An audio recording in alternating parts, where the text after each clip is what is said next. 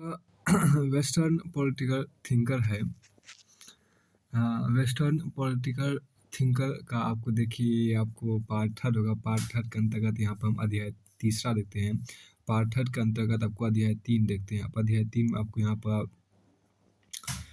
आपको अध्याय 3 के अंतर्गत हम यहाँ पर गौरव ग्रंथ की व्याख्या की समस्या देखते हैं। Problems of interpretation of classics देखिए। सबसे पहले देखिए सामान्य समस्या देखिए, जनरल प्रॉब्लम्स देखिए। जब हम आज के युग में राजनीतिक सिद्धांत के युग पुराने भिन्न भिन्न देशों और भिन्न भिन्न भाषाओं में लिखे गौरव ग्रंथों का अध्ययन करते हैं तो उनकी व्याख्या के संदर्भ में अनेक समस्याएं पैदा होती हैं। राजनीतिक सिद्धांत स्वयं मानव प्रकृति, मानव समाज और राजनीतिक विविध व्याख्याओं से जन्म लेता है जिनके बारे में कोई समान सिद्धांत विकसित नहीं हो पाए। अतः हमारे पास ऐसे कोई प्रामाणिक मानदंड नहीं हो सकते। अतः हमारे पास ऐसे कोई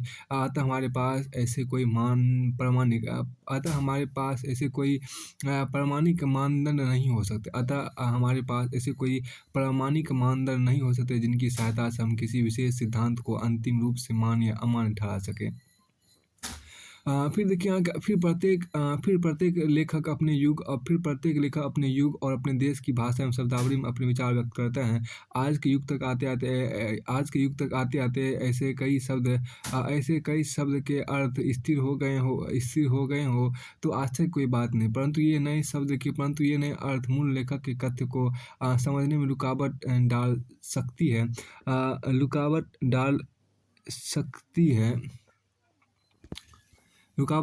देखिए दूसरे शब्दों में हम देखिए जब हम गौरव ग्रंथ में प्रयुक्त शब्दावली को आधुनिक संकल्पनाओं के संदर्भ में समझने का प्रयत्न करते हैं तो हमारी व्याख्या भ्रामक भी देखिए यहाँ पर क्या है, तो हमारी व्याख्या भी भ्रामक हो सकती है। तो हमारी व्याख्या भ्रामक भी हो सकती है। अतः यह पता लगाना जरूरी हो जाता है कि प्रस्तुत लेखक ने जिन परिभाषित शब्दों टेक्निकल टर्म्स का प्रयोग किया उनसे उसका अपना अभिप्राय क्या था। अंतर लेखक के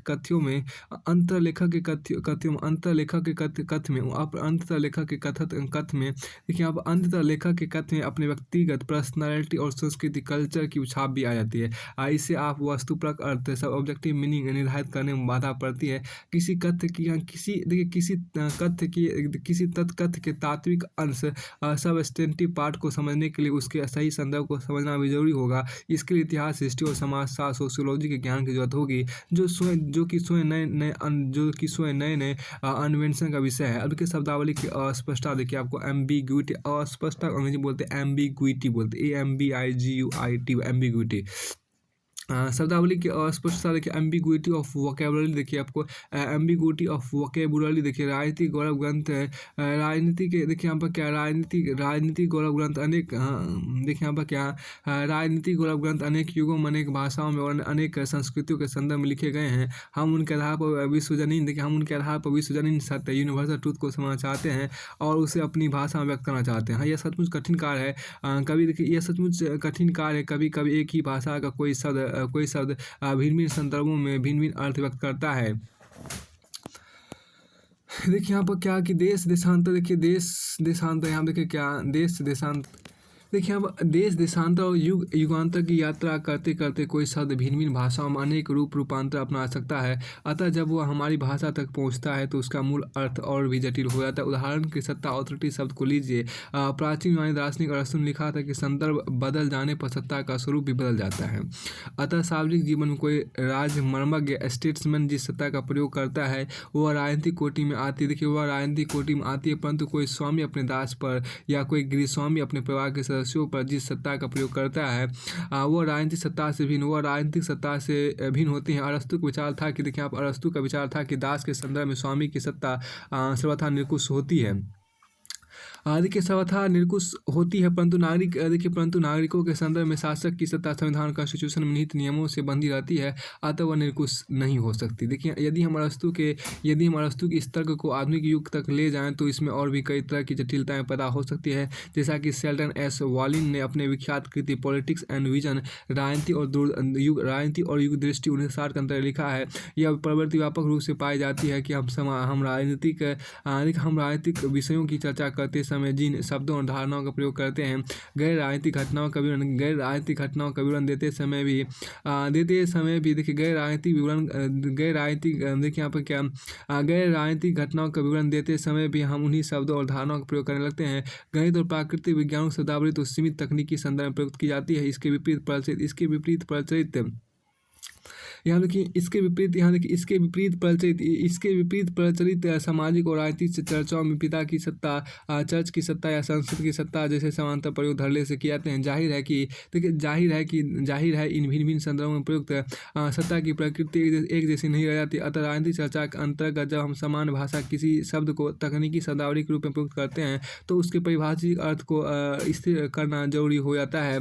फिर कुछ ऐसे शब्द देखिए यहाँ पर हैं जिन्हें एक युग का दार्शनिक फिर कुछ ऐसे शब्द हैं जिन्हें एक युग का दार्शनिक एक अर्थ में प्रयुक्त करता है, परंतु दूसरे युग का दार्शनिक अपने सिद्धांत के निरूपण के लिए उन्हीं शब्दों का प्रयोग दूसरे अर्थ में करता है। उदाहरण के लिए प्लेटो और अरस्तू ने जहाँ जहाँ राज्य शब्द का प्रयोग किया वहाँ उनका सरोकार नगर राज देखिए आप नगर राज सिटी स्टेट से था। आज हम राष्ट्र राज्य नेशन स्टेट को ध्यान में रखकर राज्य शब्द का प्रयोग करते हैं। इसी तरह प्लेटो और अरस्तू ने जहाँ लोकतंत्र डेमोक्रेसी शब्द का प्रयोग किया उनका अभिप्राय ऐसे प्रत्यक्ष लोकतंत्र डायरेक्ट डेमोक्रेसी से था जिसमें इन्हें गिने लोगों को नागरिकता सिटीजनशिप के अधिकार प्राप्त थे और वे सब मिलजुल कर अपना शासन चलाते थे। कि आज हम इस शब्द का आज हम इस शब्द का प्रयोग प्रतिनिधि लोकतंत्र रिप्रेजेंटेटिव डेमोक्रेसी के अर्थ में करते हैं। देखिए आप रिप्रेजेंटेटिव डेमोक्रेसी के अर्थ में करते हैं जिसमें देश के सभी वयस्क नागरिकों को अपने शासक चुनने और अपनी आवाज़ को शासन तक पहुंचाने का अधिकार प्राप्त होता है। फिर अरस्तू ने ज्ञान एवं नॉलेज फिर अरस्तू ने ज्ञान या नॉलेज के दो स्तरों की पहचान की थी। उच्च स्तर ज्ञान को उसने सिद्धांत थ्योरी की संज्ञा दी। इसका ध्येय सृष्टि के रहस्य को समझना है जो कि अपने आप में साथ इन इटसेल्फ है मतलब अपने आप में साथ इटसेल्फ है। अतः सिद्धांत को ज्ञान के लिए ज्ञान नॉलेज फॉर नॉलेज सेक की कोटि में रखा जाता है। निम्न स्तर के ज्ञान को उसने व्यवहार प्रैक्टिस की संज्ञा दी। यह देखिए यहाँ पर यह अनुप्रयुक्त या व्यवहारिक ज्ञान अप्लाइड और प्रैक्टिकल नॉलेज है जो विशेष परिस्थितियों में विशेष समस्याओं को सुलझाने का साधन मीन्स है। इस तरह अरस्तू ने सिद्धांत और व्यवहार के द्वंद्व को मान्यता देते हुए सिद्धांत को महान उद्देश्य के साथ जोड़ा है।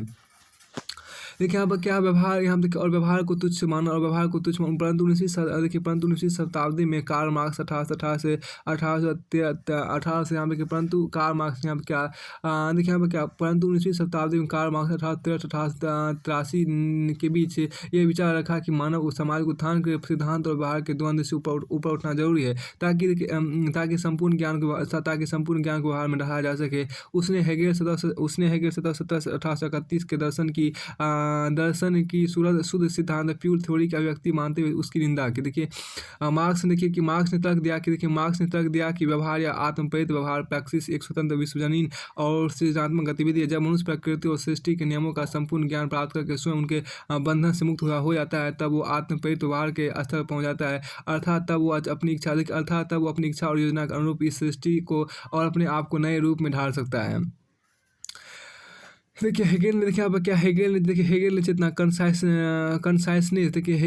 कंसाइसनेस को सृष्टि का साल तत्व और विकास की प्रेरक शक्ति मानते हुए विचार रखा कि चेतना अलगाव एलिनेशन की विभिन्न अवस्थाएं पार करते हुए उत्तरोत्तर उन्नत रूपों में ढलती चली जाती है जिससे मानव समाज का विकास होता है। चेतना की यात्रा वाद थेसिस प्रतिवाद एंटीथेसिस और समवाद सिंथेसिस की अवस्थाओं को पार करते हुए आगे बढ़ती है।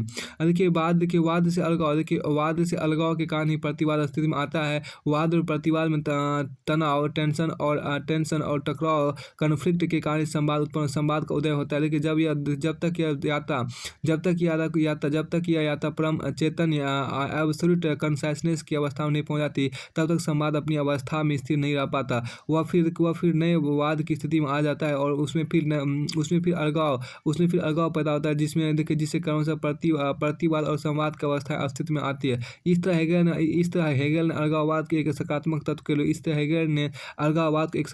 के रूप में देखा है। देखिए यहाँ पर क्या है कि मार्क्स ने देखिए क्या मार्क्स ने विकास की व्याख्या की हेगेल की इस विचार को तो अपना लिया कि विकास की प्रक्रिया वाद प्रतिवाद और संवाद की अवस्थाओं को पार करते हुए आगे बढ़ती है, परंतु सृष्टि के सार तत्व की संकल्पना करते समय उसने हेगेल के चेतनावाद आइडियलिज्म की जगह जड़वाद या भौतिकवाद मेटेरियलिज्म का सहारा लिया। अतः मार्क्स ने सामाजिक विकास की नई व्याख्या प्रस्तुत की और अलगावाद की एक नई परिभाषा दी जो पूंजीवाद कैपिटलिज्म के अंतर्गत कामगार की स्थिति के साथ जुड़ी हुई है। इसके अनुसार औद्योगिक उत्पादन से जुड़े कामगार को 4 स्तरों पर अलगाव की अनुभूति होती है। को अनिर्मित देखिए यहाँ पर क्या को अनिर्मित वस्तु प्रोडक्ट और निर्माण की प्रक्रिया प्रोडक्शन प्रोसेस से अलगाव देखिए यहाँ पर खुद की प्रकृति से अलगाव को प्रकृति से अलगाव गौ देखिए अपने सहचरों से अलगाव और गौ देखिए अपने आप से अलगाव देखिए। अतः मार्क्स के अनुसार अलगाव ऐसा तत्व है जो मानवीय क्षमताओं के विकास में बाधक है। इसके निराकरण के लिए पूंजीवाद को धराशायी करना जरूरी है। इस तरह मार्क्स ने हेगेल के सैद्धांतिक ढांचे थ्योरेटिकल फ्रेमवर्क और उसमें प्रयुक्त शब्दावली को तो अपना लिया परंतु बुनियादी संकल्पनाओं को बदल डाला है। देखिए यहाँ पर चेतना को समझिए। चेतनावाद क्या होता है? चेतनवाद या चेतनवाद या जिसको हम अंग्रेजी में बोलते हैं आइडियलिज्म बोलते हैं उसको समझिए। यह चेतनवाद की यह मान्यता कि इस जगत में जिन भी वस्तु का अस्तित्व है वे भौतिक वस्तु मेटेरियल थिंग्स नहीं है, बल्कि वे केवल मानसिक वस्तु मेंटल एंटिटीज। देखिए यहाँ पर क्या कि मेंटल एंटिटीज मतलब मानसिक वस्तु को अंग्रेजी में बोलते हैं एंटिटीज भी बोलते हैं NENTITIES एंटिटीज। देखिए मेंटल एंटिटीज मतलब मानसिक वस्तु अर्थात वे चेतना कॉन्शसनेस या विचार तत्व आइडिया जैसे सूक्ष्म तत्व की स्थूल अभिव्यक्ति है। विचार तत्व विकास डेवलपमेंट की क्षमता अंत नहीं देखिए विचार तत्व विकास डेवलपमेंट की क्षमता अंत नहीं था। विभिन्न सामाजिक संस्थाएं इस विकास की विभिन्न अवस्थाओं को व्यक्त करती है। देखिए यहाँ पर जर्मन दार्शनिक GWF हेगेल 1717 से 1831 को चेतनावाद का प्रमुख नायक माना जाता है। देखिए यहाँ पर जड़वाद या भौतिकवाद देखिए यहाँ पर क्या जड़वाद या भौतिकवाद मेटेरियलिज्म की बात यहाँ देखिए मेटेरियलिज्म देखिए जड़वाद या भौतिकवाद देखिए यहाँ पर क्या मेटेरियलिज्म यह मान्यता की सृष्टि का सार तत्व है। देखिए यह मान्यता की सृष्टि का सार तत्व जल तत्व या पदार्थ मेटर है। चेतना कॉन्शसनेस की कोई स्वाधीन अस्तित्व नहीं है। यह वह केवल जल तत्व की विशेष अवस्था को प्रतिबिंबित करती है। जल तत्व विकास डेवलपमेंट की क्षमता पाई जाती है जिससे भिन्न सामाजिक अवस्थाओं का आविर्भाव होता है। ऐसी प्रत्येक व्यवस्था किसी विशेष उत्पादन प्रणाली मोड ऑफ प्रोडक्शन के साथ जुड़ी हुई रहती है। आधुनिक युग में कार्ल मार्क्स 1883 को जड़वाद का प्रमुख प्रवक्ता माना जाता है। देखिए शब्द संरचना से अर्थ संरचना की ओर देखिए आपको from the structure of words to the structure of meaning देखिए गौरव ग्रंथों को उपयुक्त व्याख्या के लिए उनमें अप्रयुक्त शब्दों की संरचना पर ध्यान देना पर्याप्त नहीं है। कभी कभी अनेक लेखक भिन्न अर्थ का संकेत देने के लिए एक ही शब्द का प्रयोग करते हैं। ऐसी हालतों को शब्द संरचना से अर्थ संरचना की ओर अग्रसर होना अर्थ देखिए इस ऐसी हालत में आपको शब्द संरचना से अर्थ संरचना की ओर अग्रसर होना जरूरी हो जाता है। देखिए आपको उदाहरण के आपको प्लेटो ने आपको वर्ग क्लास शब्द का प्रयोग देखिए आप उदाहरण के आपको प्लेटो ने वर्ग क्लास शब्द का प्रयोग सामाजिक संरचना के उन हिस्सों का संकेत देने के लिए किया जिनके स्वभाव में तृष्णा एपिटाइट मनोवेग इमोशन या ज्ञान नॉलेज इन तीन तत्वों से किसी एक की प्रधानता पाई जाती है। इस दृष्टि से उसने व्यापारी ट्रेडर्स सैनिक सोल्जर्स दार्शनिक फिलोसफर इन तीन वर्गों की पहचान की। परंतु मार्क्स ने शब्द का प्रयोग सामाजिक जीवन को उन हिस्सों का संकेत देने के लिए किया जिनमें एक समूह उत्पादन के साधनों मीन्स ऑफ प्रोडक्शन का स्वामी होता है, जबकि दूसरा समूह अपनी श्रम शक्ति लेबर पावर के बल पर जीवन निर्वाह करने को विवश होता है। इस तरह समाज में क्रमशः धनवान हैव्स और निर्धन हैव नट देखिए हैव नट्स NOT नट देखिए यहाँ पर धनवान को बोलते हैं हैव्स HAVES धनवान होता है और निर्धन को बोलते हैं have nuts HAVENUNOTS have nuts होता है। अब क्या आपको हैव नट्स और निर्धन हैव नट्स वर्ग अस्तित्व में आते हैं। देखिए जो क्रमशः प्रभुत्वशाली डोमिनेंट और पराधीन डिपेंडेंट वर्गों की भूमिका निभाते हैं। मार्क्स के अनुसार ऐतिहासिक विकास के भिन्न चरणों में ये वर्ग भिन्न रूप में देखने को मिलते हैं। प्राचीन युग की दास प्रथा प्रणाली स्लेव ऑनिंग सिस्टम के अंतर्गत ये वर्ग स्वामी और दास मास्टर एंड स्लेव के रूप में प्रकट होते हैं। देखिए यहाँ पर मध्य युग के देखिए यहाँ पर क्या मध्य युग के सामंतवाद फ्यूडलिज्म के अंतर्गत ये जमींदार और किसान लॉर्ड एंड सर्फ के रूप में और आधुनिक युग से जुड़े पूंजीवाद के अंतर्गत ये पूंजीपति और कामगार कैपिटलिस्ट एंड वर्कर के रूप में पहचाने जाते हैं। देखिए फिर कई बार कोई लेखक अपने युग की परिस्थितियों के संदर्भ में किसी विशेष शब्द का प्रयोग करता है, परंतु वर्तमान युग में वह शब्द किसी अन्य अर्थ का संकेत देता है। देखिए ऐसी हालात में लेखक के मूल अभिप्राय को ग्रहण करना कठिन हो जाता है, और जब किसी गौरव ग्रंथ की व्याख्या करते समय इस तरह का संदेह पैदा हो जाए तो हमें सबसे पहले यह देखना चाहिए कि जिस युग में और जिस संस्कृति के अंतर्गत वह ग्रंथ लिखा गया उस युग और संस्कृति के अंतर्गत प्रस्तुत शब्द का क्या अर्थ लगाया जाता है। परंतु इस मामले में उस शब्द की सही व्याख्या इस बात पर निर्भर है कि हमें उस युग की ऐतिहासिक परिस्थितियों और संस्कृति के बारे में कितनी जानकारी प्राप्त है। इतिहास देखिए यहाँ पर इतिहास स्वयं निरंतर अनुसंधान का विषय है। जहाँ तक किसी युग और संस्कृति के बारे में जैसे हमारे ऐतिहासिक ज्ञान का विकास होता है, वैसे उस युग के गौरव ग्रंथों की व्याख्या के लिए हमें नई अंतर्दृष्टि प्राप्त होती है। इसके देखिए यहाँ पे इसके अलावा जैसे हमारे समाज चेतना सोशल कंसाइसनेस विकसित होती है, वैसे पुराने गौरव ग्रंथों की व्याख्या में नए आयाम जुड़ जाते हैं। उदाहरण के प्राचीन वाले दार्शनिक प्लेटो ने योग्यता की दृष्टि से स्त्री पुरुष को समान मानते हुए दोनों को सुरक्षक वर्ग गार्डियन क्लास में रखने का समर्थन किया था। वो ये देखिए यह बात उस युग की समाज चेतना के अनुरूप नहीं थी। प्लेटो का प्रसिद्ध शिष्य अरस्तु अपने गुरु की इस आमूल परिवर्तनवादी दृष्टिकोण रेडिकल व्यू की सराहना नहीं कर पाया। अरस्तु स्वयं रूढ़िवादी कंजर्वेटिव था। अतः उसने स्त्री पुरुष की समानता का खंडन करते हुए इस मामले में प्लेटो की मान्यताओं का तीव्र आलोचना किया। परंतु आज के युग में नारीवाद फेमिनिज्म का विचार एक प्रभावशाली आंदोलन के रूप में उभरा है। अतः अब स्त्री पुरुष की समानता के बारे में प्लेटो की मान्यताओं को फिर से सराहा जा रहा है। इसी तरह प्लेटो ने स्त्री और संपत्तियों के साम्यवाद कम्युनिज्म और संपत्ति के साम्यवाद इसी तरह प्लेटो ने स्त्री और संपत्तियों के साम्यवाद communism of wives and property की जो योजना की उस पर अरस्तु ने तीखा प्रहार किया। परंतु 19वीं शताब्दी से नए साम्यवादी विचारों को जो लोकप्रियता मिली है उसके संदर्भ में कम से कम संपत्ति के साम्यवाद के बारे में प्लेटो की मान्यताओं को फिर से महत्व दिया जा रहा है। अनेक दार्शनिक अपने विशेष तक पर बल देने के विरोधाभासों अभिव्यक्तियों का प्रयोग करते हैं। विरोधाभासपूर्ण अभिव्यक्तियों पैराडॉक्सिकल एक्सप्रेशन का प्रयोग करते हैं। उदाहरण के अरस्तु ने कहा राज्य मनुष्य का पूर्ववर्ती है। State is prior to man. देखिए आप राज्य मनुष्य का पूर्ववर्ती है। State is prior to man. फिर उसने लिखा है कि मनुष्य को स्वतंत्र होने के लिए विवश किया जाता है। मनुष्य को स्वतंत्र होने के लिए विवश किया जा सकता है। Man can be force to be free. देखिए man can be force to be free. ऐसी उक्तियाँ पहेलियाँ जैसी लगती है जब तक हम इनमें निहित तर्क को पूरी तरह समझ ना ले तब तक ये बिल्कुल बेतुकी मालूम होती है। परंतु उस तर्क को हृदयगम करने के बाद ये सर्वथा सार्थक प्रतीत होती है। देखिए यहाँ पर क्या राज मनुष्य का पूर्ववर्ती ऐसा कहते समय अरस्तु मनुष्य और राज की उत्पत्ति को ऐतिहासिक क्रम में नहीं रख रहा है, बल्कि उसके देखिए हम क्या उसका तात्पर्य यह है कि राज के निर्माण से पहले मनुष्य निरा पशु होता है। राज में रहकर ही वह सही अर्थ में मनुष्य बनता है। राज एक बड़ा इकाई है। देखिए राज एक बड़ा इकाई है, सब मनुष्य उसका एक अंग है।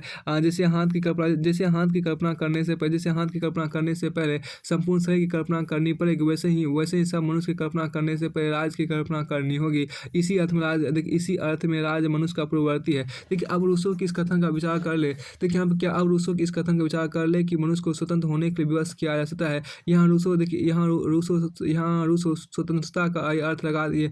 यहाँ रूसो स्वतंत्रता का यह अर्थ नहीं लगाता कि मनुष्य का जो जी चाहे। यहाँ रूसो देखिए यहाँ पर क्या, यहाँ रूसो स्वतंत्रता का ये अर्थ नहीं लगाता है कि मनुष्य का जो जी चाहे उसे करने की छूट होनी चाहिए। देखिए उसके यहाँ पे क्या, उसके विचार से स्वतंत्रता वह मार्ग है जो मनुष्य को परम कल्याण की ओर ले जाता है। यदि उसका मन इस मार्ग से हटकर चलने को करता है तो उसे सही रास्ते पर लाने के लिए विवश करना होगा। इसी अर्थ में मनुष्य को स्वतंत्र होने के लिए विवश किया जा सकता है। भारत के देखिए यहाँ पर क्या, भारत के संतों की वाणी में कभी कभी परस्पर विरोधी वक्तव्य पाए जाते हैं, परंतु गहराई से देखने पर वे प्राय एक ही सत्य के भिन्न भिन्न पक्षों पर प्रकाश डालते हैं। उदाहरण के देखिए नानक दुखिया सब संसार सो सुखिया जो नाम आधार। गुरु नानक ने यहाँ पर कहा क्या कि नानक दुखिया सब संसार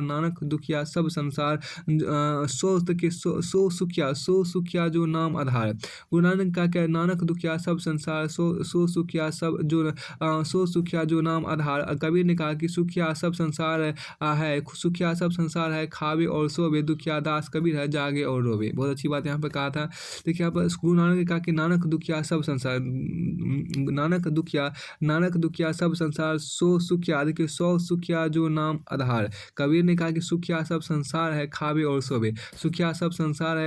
सोवे, दुखिया दास कबीर है जागे और रोवे। देखिए यहाँ गुरु नानक यह संदेश देते हैं कि मनुष्य सांसारिक लाभ हानि चिंता में निरंतर दुखी रहते हैं। बहुत अच्छी बात। इसका गुरु नानक का क्या कि गुरु नानक का इसका ये मतलब है कि नानक दुखिया सब संसार का सो सुखिया जो नाम आधार। इसका मतलब है कि यहाँ गुरु नानक यह संदेश देते हैं कि मनुष्य सांसारिक लाभ हानि की चिंता में निरंतर दुखी रहते हैं। यदि वे ईश्वर का ध्यान करें तो इस दुख से मुक्त हो जाएंगे। दूसरी ओर कबीर ने कहा कि सुखिया सब संसार है खावे और सोवे, दुखिया दास कबीर है जागे और रोवे। दूसरी ओर कबीर कहते हैं कि साधारण मनुष्य भोग विलास में डूबकर झूठे सुख में मग्न रहते हैं जो कि क्षणिक होता है। यदि वे ईश्वर मन लगाए तो वे सजग हो जाएंगे और संसार से उनका मोह भंग हो जाएगा। तब वे दुखी अनुभव करेंगे, तब वे दुखी अनुभव करने लगे, परंतु यही अनुभव उन्हें सच्चे सुख की ओर ले जाएगा, और वे दुख से मुक्त हो जाएंगे। इस तरह यहाँ पे इस तरह इन दोनों संतों के वचन परस्पर विरोधी नहीं रह जाते। देखिए यहाँ पर व्याख्या के विभिन्न उपागम देखिए वेरियस अप्रोचेस टू इंटरप्रिटेशन। देखिए यहाँ पर व्याख्या के विभिन्न उपागम देखिए यहाँ पर गौरव ग्रंथों की व्याख्या अनेक तरह से अनेक उद्देश्यों को ध्यान में रखकर दी जा सकती है। व्याख्या के इन भिन्न तरीकों का हम इसके भिन्न भिन्न उपागम कह सकते हैं। संक्षेप में गौरव ग्रंथों की व्याख्या किसी विशेष उपागम को चयन करते समय हम यह निर्णय करते कि हम किन प्रश्नों का उत्तर ढूंढना चाहेंगे और इसके लिए किस तरह की आधार सामग्री डाटा पर ध्यान केंद्रित करना जरूरी होगा। गौरव ग्रंथों की व्याख्या के 5 उपागम सबसे महत्वपूर्ण माने जाते हैं। पहला को देखिए यहाँ पर क्या पहला आपके यहाँ पर है क्या कि शब्दार्थ मीमांसा। पहला आपके यहाँ पर क्या शब्दार्थ मीमांसा उपागम। ख देखिए यहाँ पर क्या जीवनी मूलक उपागम। ग देखिए ऐतिहासिक उपागम। घ देखिए आपको घ यहाँ पर दार्शनिक उपागम और अंग यहाँ पर संश्लेषणात्मक उपागम। देखिए यहाँ पर क्या कि संश्लेषणात्मक उपागम की बात देखिए यहाँ पर शब्दार्थ मीमांसा उपागम। देखिए शब्दार्थ देखिए हम क्या शब्दार्थ मीमांसा उपागम देखिए है हरमेन्यूटिक अप्रोच की बात करते हैं। हरमेन्यूटिक अप्रोच की बात करते हैं। मूलतः शब्दार्थ मीमांसा या शास्त्रार्थ देखिए यहाँ शास्त्रार्थ मीमांसा का प्रयोग धर्म ग्रंथों की व्याख्या के संदर्भ में होता था। देखिए आप मूलतः शब्दार्थ मीमांसा या शास्त्रार्थ मीमांसा का प्रयोग धर्म ग्रंथों की व्याख्या के संदर्भ में होता था। अब दर्शन शास्त्र और राजनीति शास्त्र के गौरव ग्रंथों की व्याख्या के संदर्भ में इस शब्द का प्रयोग होने लगा है। देखिए शब्दार्थ मीमांसा का ध्येय प्रस्तुत ग्रंथ में प्रयुक्त शब्दावली के वास्तविक किंतु गुण या छिपे हुए अर्थ का पता लगाना है। चार्ल्स ने 1931 से लेकर ने इस तरह के प्रयास के लिए सामान्य शब्द व्याख्या इंटरप्रिटेशन का प्रयोग किया और उसकी परिभाषा इन शब्दों में दी गई है कि व्याख्या ऐसा प्रयास है जिसमें अध्ययन के किसी विषय को स्पष्ट करते हैं, उसे सार्थक बनाते हैं। यह विषय कोई पाठ्य पुस्तक या उससे मिलती जुलती वस्तु होना चाहिए।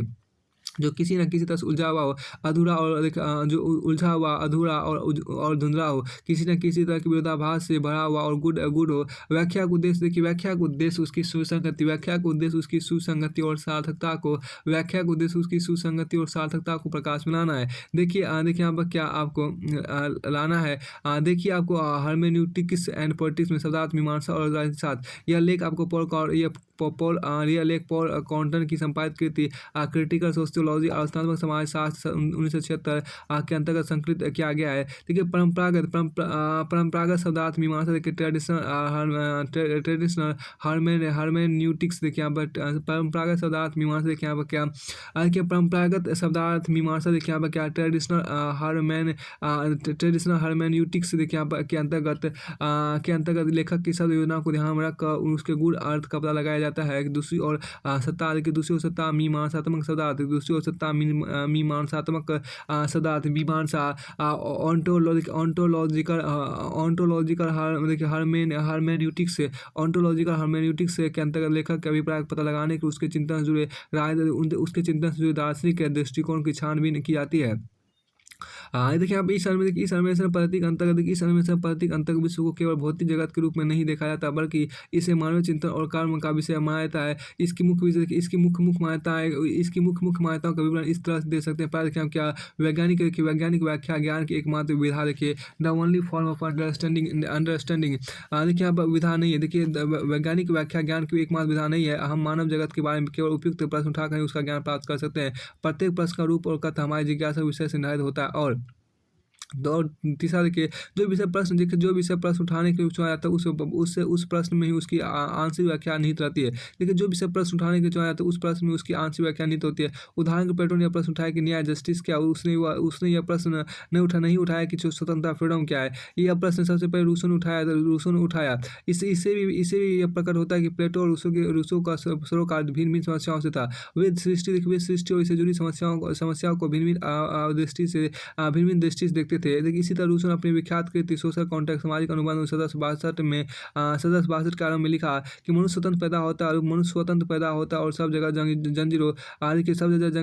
जंजीरों से जकड़ा रहता है। Man is born free and everywhere he is in chains. देखिए दूसरी ओर मार्क्स ने अपनी अमर कृति कम्युनिस्ट मैनिफेस्टो सामाजिक घोषणा पर 1848 के अंत में लिखा, दुनिया के मजदूर एक हो जाते, अब तुम्हें अपनी जंजीर के सिवा कुछ नहीं खोना है। Workers of the world unite, you have to lose nothing but your chance। you have to lose nothing but your chance। ये देखिए यहाँ पर क्या आपको इस तरह रूसो और मार्क्स दोनों ने आधुनिक युग की परिस्थितियों में उन जंजीरों चैंस की चर्चा की जिनसे लोग जकड़े हुए हैं, परंतु शब्द का प्रयोग करते समय दोनों का अभिप्राय भिन्न था। रूसो की दृष्टि में जंजीर उन कायदे कानून रूल्स एंड रेगुलेशन के बंधन है जो मनुष्य को प्राकृतिक स्वतंत्रता नेचुरल लिबर्टी में कटौती करती है। वह इन बंधनों का पुनर्निर्माण करके इन्हें ऐसा रूप देना चाहते हैं जिसमें मनुष्य अपनी खोई हुई स्वतंत्रता को एक नए रूप में अर्थात नारी स्वतंत्रता के सिविल लिबर्टी के रूप में फिर से प्राप्त कर सके और इस तरह सुरक्षित अनुभव कर सके। दूसरी ओर मार्क्स की दृष्टि में जंजीर के वे बंधन है जिनसे पूंजीपति व कैपिटलिस्ट क्लास ने अपने स्वार्थ की पूर्ति के लिए कामगार वर्ग वर्किंग क्लास को बांधे रखा है। देखिए मार्क्स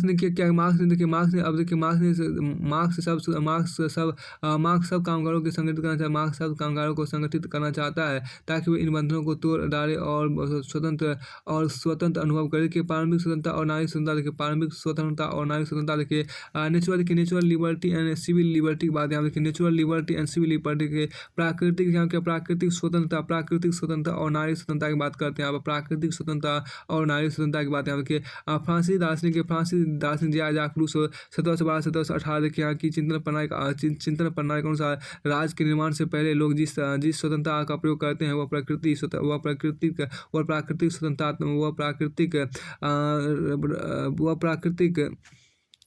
स्वतंत्रता है। इस दशा में प्राकृतिक भंडार भरे रहते हैं और मनुष्य उनमें मनचाही वस्तुएं ले सकता है और उनसे मनचाही वस्तु ले सकता है, परंतु मनुष्य श्रम लेबर करने को विवश हो जाता है। इसी हाथ में मिलजुल कर राज का निर्माण करते हैं ताकि वो अपने अपने श्रम के फल की सुरक्षा प्रदान कर सके। हाँ, कर सके इस वर्ष में वे जिस स्वतंत्रता का प्रयोग करते हैं, इस वर्ष में जिस स्वतंत्रता का प्रयोग वे करते हैं, इस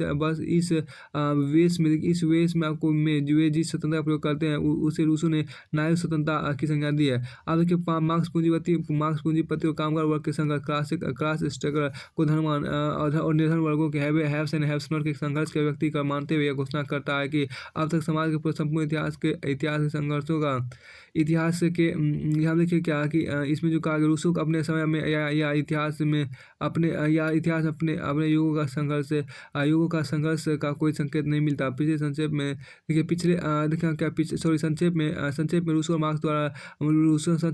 मार्क्स दोनों ने मनुष्य को बांधने वाली संक्षेप रूसो और मार्क्स दोनों ने मनुष्य को बांधने वाली जीन या जंजीरों के बारे में प्रश्न उठाया, जो उनके प्रश्नों का आधारभूत उत्तर नहीं थे। अब की जीवनी कम देखिए यहाँ पर क्या कि जीवनी मूलक आपके अध्याय इसका पार्ट तीसरा देखिए यहाँ पर क्या जीवनी मूलक उपागम देखिए बायोग्राफिकल अप्रोच की बात यहाँ पर की गई है। फिर देखिए जीवनी मूलक उपागम के अंतर्गत गौरव ग्रंथों के साथ देखिए यहाँ पर जीवनी मूलक उपागम के अंतर्गत गौरव ग्रंथों की व्याख्या के लिए हम यह देखते हैं कि लेखक ने पुस्तक ग्रंथ कब लिखा और उसके ग्रंथ में कौन सा उसके ग्रंथ में किस तरह का प्रतिबिंबित हुए हैं, किस तरह का प्रतिबिंबित हुए। फिर आपको आगे यहाँ पर है देखिए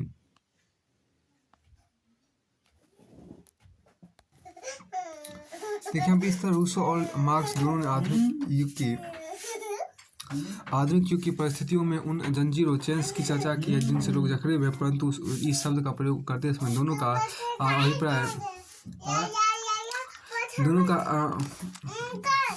अभिप्राय भिन्न था। देखिए रूसो की दृष्टि में जंजीरें उन कायदे कानून रूल्स एंड रेगुलेशन के बंधन है जो मनुष्य की प्राकृतिक स्वतंत्रता नेचुरल लिबर्टी में कटौती करते हैं। वॉइस वर्णनों देखिए आप आपको इसके बाद फिर से देखिए वह इन बंधनों को रूसों की दृष्टि में जंजीरें उन कायदे कानून रूल्स एंड रेगुलेशन के बंधन है जो मनुष्य की प्राकृतिक स्वतंत्रता नेचुरल लिबर्टी में कटौती करते हैं। वह इन बंधनों का पुनर्निर्माण करके इन्हें ऐसा रूप देना चाहते हैं जिसमें मनुष्य अपनी खोई हुई स्वतंत्रता को एक नए रूप में अर्थात नागरिक स्वतंत्रता सिविल लिबर्टी के रूप में फिर से प्राप्त कर सके और इस तरह सुरक्षित अनुभव कर सके। देखिए दूसरी ओर मार्क्स की दृष्टि में जंजीरें वे बंधन है जिनसे पूंजीपति वर्ग कैपिटलिस्ट क्लास ने अपने स्वार्थ की पूर्ति के लिए कामगार वर्ग वर्किंग क्लास को बांध रखा है। मार्क्स सब कामगारों को संगठित करना चाहता है ताकि वे इन बंधनों को तोड़ डाले और स्वतंत्र अनुभव करे। देखिए प्राकृतिक स्वतंत्रता और नागरिक स्वतंत्रता की बात देखिए प्राकृतिक स्वतंत्रता और नागरिक स्वतंत्रता देखिए यहाँ पर natural liberty and civil liberty की बात यहाँ पर तो नेचुरल लिबर्टी और सिविल लिबर्टी देखिए फ्रांसीसी दार्शनिक जिया जाक रूसो 1712-1778 ईस्वी तक जिया जाक रूसो की चिंतन प्रणाली के अनुसार राज के निर्माण से पहले लोग जिस स्वतंत्रता का प्रयोग करते हैं वह प्राकृतिक स्वतंत्रता। इस दशा में प्राकृतिक भंडार भरे रहते हैं और मनुष्य उनमें से मनचाही वस्तुएं ले सकता है, परंतु कालांतर में जनसंख्या बढ़ जाने पर अभाव स्कार्सिटी की स्थिति पैदा हो जाती है और अतः मनुष्य श्रम लेबर करने को विवश हो जाते हैं। ऐसी हालत में मिलजुल कर राज का निर्माण करता है कि वह इन्हें अपने श्रम के फल की सुरक्षा प्रदान कर सके। देखिए इस प्रकार देखिए इस दशा में वे जिस स्वतंत्रता का प्रयोग करते उसे रूसों ने नागरिक स्वतंत्रता की संज्ञा दी है। अब देखिए मार्क्स पूंजीपति और कामगार के वर्ग संघर्ष क्लास स्ट्रगल को धनवान और निर्धन वर्गों हैव्स और हैव्स नॉट के वर्ग के संघर्ष के व्यक्ति मानते हुए घोषणा करता है कि अब तक के समाज का संपूर्ण इतिहास वर्ग संघर्षों का इतिहास है। रूसों को अपने समय में या इतिहास के पिछले युगों में वर्ग संघर्ष का कोई संकेत नहीं मिलता। संक्षेप में रूसो और मार्क्स दोनों ने मनुष्य को बांधने वाले जिन जंजीरों के बारे में प्रश्न उठाया है उनके प्रश्नों में ही इनके आंशिक उत्तर निहित थे। देखिए यहाँ पर जीवनी मूलक उपागम देखिए, बायोग्राफिकल अप्रोच देखिए, जीवनी मूलक उपागम के अंतर्गत गौरव ग्रंथों की व्याख्या के लिए हम ये देखते हैं कि लेखक ने प्रस्तुत ग्रंथ कब लिखा, उसके व्यक्तित्व और व्यक्तिगत अनुभव, उसके अपने जीवन के उतार चढ़ाव इत्यादि उसकी रचना में किस तरह प्रतिबिंबित हुए। उदाहरण के जब हम प्राचीन यूनानी दार्शनिक प्लेटो की रचनाओं की व्याख्या के लिए जीवनी मूलक उपागम का प्रयोग करते हैं, तब हम उनके जीवन, उनके घटनाक्रम पर विचार करते हैं। प्लेटोन अपनी युवावस्था में देखा कि एथेंस के लोकतंत्रवादियों ने सुकरात जैसे मनुष्यों की इसलिए प्राणदंड दिया क्योंकि वह पुरानी रूढ़ियों को चुनौती दे रहा था। यह देखकर प्लेटो अपने राज के तत्कालीन दशा से बहुत खीन था, बहुत खीन हुआ। देखिए ऐसी हालात में उसने रिपब्लिक राज व्यवस्था की रचना की, जिसमें दार्शनिक राजा फिलोसोफर किंग्स के शासन का समर्थन किया गया था। देखिए यहाँ पर क्या कि बाद में उसने जब सिसिली के शासक सिराक्यूज को दार्शनिक बनाने की जी तोड़ कोशिश की, परंतु वह कामयाब नहीं हुआ। तब उसने लॉज विधि व्यवस्था लिखी, जिसमें पुरानी कल्पना लोक यूटोपिया का त्याग करके व्यवहारिक दृष्टिकोण अपनाया गया था। कल्पना लोग यूटोपिया की बात करते हैं, ऐसी काल्पनिक व्यवस्था जिसमें सब कुछ सर्वगुण संपन्न परफेक्ट होता है और सुख हैप्पीनेस का समाज होता है। यह व्यवस्था आपको कल्पना का स्तर पर अत्यंत चित्ताकर्षक होती है, परंतु व्यवहार के आधार पर उसे साकार करना संभव नहीं होता है। अब इधर इतालवी दार्शनिक मैकियावेली ने डिस्कोर्स ऑन लिवी प्रवालता और के अंतर्गत गणतंत्र रिपब्लिक को सर्वोत्तम शासन प्रणाली ठहराया, परंतु जब उसने यह अनुभव किया कि तत्कालीन इटली के लोगों का चरित्र इतना उन्नत नहीं था कि वे गणतंत्र को चला पाते, तब उसने आपको प्रिंस अर्थात निरुपत्ति के अंतर्गत राजतंत्र मुराकी का समर्थन किया और भावी निरुपत्ति को निर्देश दिया कि अत्यंत स्वार्थी, लालची, धूर्त और कृतधर्म लोगों को वश में कैसे किया जा सकता है।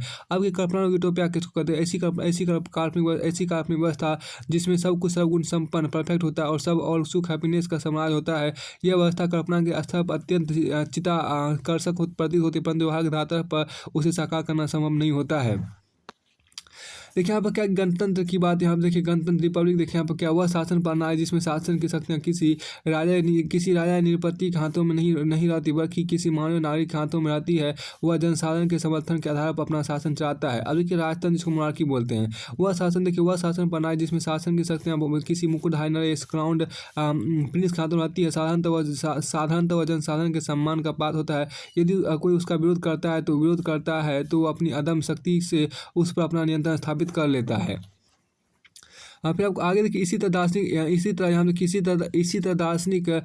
फ्रांसीसी दार्शनिक रूसो ने अपनी आरंभिक कृति डिस्कोर्स ऑन इनिक्वालिटी विषमता पर वार्ता 1750 के अंतर्गत वर्तमान सभ्यता को मानवता के नैतिक ह्रास के उत्तरदायी ठहराया, परंतु जब उसने यह अनुभव कर लिया कि बदली हुई परिस्थितियों में प्रकृति और लौट चढ़ना रिटर्न टू नेचर व्यवहारिक नहीं था, तब उसने अपनी प्रसिद्ध कृति सोशल कॉन्ट्रैक्ट सामाजिक अनुबंध 1762 के अंतर्गत नागरिक समाज सिविल सोसाइटी की स्थापना का नैतिक आधार ढूंढ लिया। उसके दृष्टिकोण में इस परिवर्तन की व्याख्या देने के लिए उसकी आत्मकथा कन्फेशंस स्वीकारोक्तियां का सहारा लिया जाता है। यह कृति रूसो की मृत्यु बाद प्रकाशित हुई थी। अब देखिए यहाँ पर कन्फेशन जो कृति था, जो पुस्तक तो आपको रूसो की मृत्यु के बाद प्रकाशित हुआ था, तो रूसो का जीवन काल आपको 1712 से लेकर 1778 ईस्वी तक रहा। अब देखिए फिर जर्मन दार्शनिक मार्क्स ने 1818 से लेकर 1883 ईस्वी तक जर्मन दार्शनिक मार्क्स। देखिए फिर जर्मन दार्शनिक आपको मार्क्स ने पूंजीवादी शोषण कैपिटलिस्ट एक्सप्लॉयटेशन के विरुद्ध क्रांति का जो संदेश दिया, उसकी व्याख्या इस आधार पर दी जाती है कि मार्क्स को अपने जीवन एक पत्रकार के नाते एक पत्रकार के नाते पूंजीपतियों के हाथों बहुत शोषण झेलना पड़ा था। गौरव ग्रंथों की व्याख्या के लिए अनेक उदाहरण ढूंढे जा सकते हैं। यह सच है कि किसी लेखक के अपने जीवन का अनुभव उसके कृतित्व को अवश्य प्रभावित करते हैं, परंतु गौरव ग्रंथों का संपूर्ण तथ्य को उनके रचनाकार के व्यक्तिगत जीवन के साथ जोड़ना तर्कसंगत नहीं होगा। देखिए गौरव ग्रंथ का मुख्य लक्षण यह है कि उसका कथ देशकार उसका कथ देशकार और व्यक्ति विशेष के अनुभव की सीमाओं से परे होता है। यदि उसकी देखिए यहाँ पर क्या यहाँ देखिए यदि उसकी व्याख्या करते समय अन्य बातों के साथ साथ लेखक के जीवन की घटनाओं पर भी विचार कर लिया जाए तो कोई हर्ज नहीं है, परंतु किसी लेखक के प्रत्येक तर्क को उसके जीवन की किसी घटना, उसके स्वभाव की किसी विशेषता या स्वास्थ्य की किसी विकृति के साथ जोड़ना हास्यास्पद हो सकता है। उदाहरण कुछ जीवनी मूलक व्याख्याकार तो यहाँ तक दावा करते रूसो अपने विचार बार बार इसलिए बदल देता था क्योंकि संकुचित मूत्राशय देखिए कंस्ट्रक्टेड ब्लैडर के कारण उनका चित्त अस्थिर रहता था। कुछ व्याख्याकार यह तक देते हैं कि मार्क्स ने अपनी चर्चित कृति कैपिटल पूंजी 3 खंडों 1867 में, फिर 1885 में और फिर 1893 में के अंतर्गत पूंजीवाद को इतना जहर इससे उड़ेल दिया क्योंकि जहरवाद कार्बन कल्स के कारण उनका जीवन हराम हो गया था। कुछ लोग लॉक के सामाजिक अनुबंध सोशल कॉन्ट्रैक्ट की शर्त धुलाई कपड़ों की उस सूची लॉन्ड्री लिस्ट में ढूंढते हैं जो उसने धोबी को दिए थे और वह सूची उससे खो गई थी। देखिए लॉक का जीवन का 1832 ईस्वी तक रहा। अब एक क्या ऐसे विकृत व्याख्या गौरव ग्रंथों की गंभीर विषय वस्तु को हंसी में उड़ाने का साधन तो हो सकती है, उसके उनके रहस्य को समझने का नहीं। किसी गौरव ग्रंथ की व्याख्या के लिए उसके लेखक के जीवन की छोटी छोटी घटना और फालतू बातों को विवरण इकट्ठा करना एक निरर्थक प्रयास होगा। लियो स्ट्रॉस ने प्लेटो के संदर्भ में जीवनी मूलक उपागम का खंडन करते हुए तर्क दिया कि प्लेटो के संपूर्ण जीवन और लेखन में एक सूत्रता पाई जाती है। उसने रिपब्लिक राज व्यवस्था के अंतर्गत जो लक्ष्य एक मुफ्त प्राप्त करने के प्रयत्न किया, लॉज विधि व्यवस्था के अंतर्गत उसने थोड़ा करके वही लक्ष्य प्राप्त करने का रास्ता दिखाया है। देखिए यहाँ पर लियो स्ट्रॉस का आपको जीवन का 1899 से लेकर 1933 तक रहा। कुछ भी हो किसी लेखक का चिंतन जिन महत्वपूर्ण ऐतिहासिक घटनाओं के साथ जुड़ा हो उनकी छानबीन करने से उसकी व्याख्या अधिक सार्थक हो जाती है। उदाहरण के लिए हॉब्स 1588 से लेकर 1679 ईस्वी तक हॉब्स ने इंग्लैंड के 1642 के गृहयुद्ध सिविल वार की पुनरावृत्ति के डर से पूर्ण सत्तावाद एब्सोल्यूटिज्म का समर्थन किया। लॉक ने इंग्लैंड की 1688 गौरवमय क्रांति ग्लोरियस रिवॉल्यूशन से प्रेरित होकर संवैधानिक शासन कॉन्स्टिट्यूशनल गवर्नमेंट का अनुमोदन किया। तो लॉक का जीवन का आपको 1732 से लेकर 1740 ईस्वी तक रहा। रूसन क्रांति पूर्व फ्रांस के दशा अपना रोष व्यक्त करने के जो नए विचार व्यक्त किए उन्होंने फ्रांसीसी क्रांति फ्रेंच रिवॉल्यूशन 1789 को बढ़ावा दिया। टॉमस जेफरसन 1743 से लेकर 1826 ईस्वी तक टॉमस जेफरसन के विचार अमेरिकी क्रांति अमेरिकन रिवॉल्यूशन 1776 की परिणाम रहे और एडमंड बर्क 1729 1797 ईस्वी तक एडमंड बर्क ने फ्रांसीसी क्रांति के अनुभव से खीन होकर रूढ़िवाद कंजर्वेटिज्म का समर्थन किया। राजनीतिक चिंतन के इतिहास में ऐसे अन्य उदाहरण भी ढूंढे जा सकते हैं। वस्तुतः ऐतिहासिक घटनाओं के साथ राजनीतिक चिंतन का यह सहसंबंध कोरिलेशन ऐतिहासिक उपागम के निकट आता इसे जीवनी मूलक उपागम का उदाहरण मानना युक्ति संगत नहीं होगा। फिर आपको देखिए पूर्ण सत्तावाद, देखिए यहाँ पर क्या पूर्ण सत्तावाद की बात यहाँ पर देखिए, मतलब जिसको हम पूर्ण सत्तावाद या एब्सोल्यूटिज्म जिसको बोलते हैं। देखिए पूर्ण सत्तावाद या एब्सोल्यूटिज्म एक ऐसी शासन व्यवस्था जिसके अंतर्गत शासक या शासक वर्ग असीम सत्ता अनलिमिटेड अथॉरिटी का प्रयोग करता है। वह सारे निर्णय अपने विवेक डिस्क्रिएशन से करता है। वह किसी की राय ओपिनियन एडवाइस लेने को बाध्य नहीं होता है।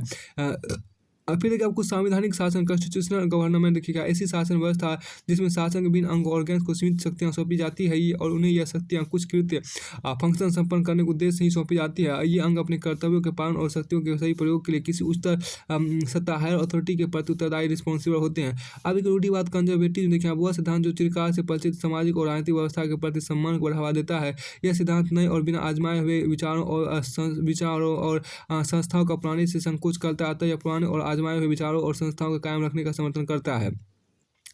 चौथा देखिए आपको ऐतिहासिक उपागम के हिस्टोरिकल अप्रोच देखिए मोटे तौर पर गौरव ग्रंथ की व्याख्या के ऐतिहासिक उपागम के दो अर्थ लगाए जाते हैं। पहला देखिए कोई भी गौरव ग्रंथ यानी कोई भी गौरव ग्रंथ अपने युग के बौद्धिक विकास इंटेलेक्चुअल डेवलपमेंट का प्रतिनिधित्व करता है। यह अतः वह उन ऐतिहासिक शक्तियों को समझने में सहायता देता है जो किसी युग विशेष के निर्माण में महत्वपूर्ण भूमिका निभाती है। दूसरे जिन ऐतिहासिक परिस्थितियों में कोई ग्रंथ लिखा गया उनकी जानकारी के आधार पर उस ग्रंथ की व्याख्या करना सरल हो जाता है। देखिए उदाहरण के C.B. मैकफर्सन ने अपनी चर्चित कृति the political theory of possessive individualism, स्वतंत्रमूलक व्यक्तिवाद का राजनीतिक सिद्धांत 1962 अंतर्गत ऐतिहासिक उपागम का प्रयोग करते हुए दिखाया कि 17वीं शताब्दी में हॉब्स लोक ने जो राजनीतिक चिंतन प्रस्तुत किया वह नए उदीयमान बुर्जुआ राज देखिए बुर्जुआ BOURGEOIS बुर्जुआ स्टेट का दार्शनिक उद्देश्य ढूंढने का प्रयास था।